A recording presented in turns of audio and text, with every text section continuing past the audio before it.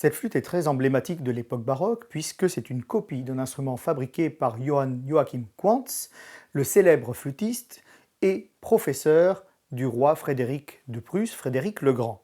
C'est un instrument à large perce, ce qui lui confère un son, comme disait Quantz, mâle, viril, dont le but est de reproduire, d'approcher la voix de contralto, dit-il. C'est aussi un instrument dynamique, si l'on en juge par le répertoire qui a été composé pour lui, c'est-à-dire les 300 concertos de Quantz écrits pour le roi et qui demandent une virtuosité redoutable.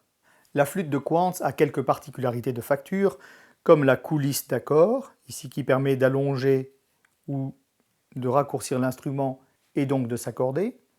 Elle est ici accordée au diapason égal au diapason français. C'est aussi celui qu'on utilisait à la cour de Berlin, 392. C'est donc un ton très grave, ce qui lui confère une sonorité très chaleureuse.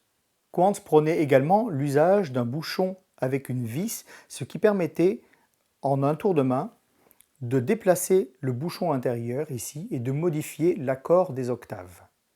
Enfin, Quantz avait mis au point une double clé sur la patte, car pour lui il était essentiel de pouvoir faire entendre la différence d'un comma entre le ré dièse et le mi bémol. Il y a donc une clé pour le ré dièse, une clé pour le mi bémol pour faire sentir cette petite différence et jouer plus juste dans tous les tons.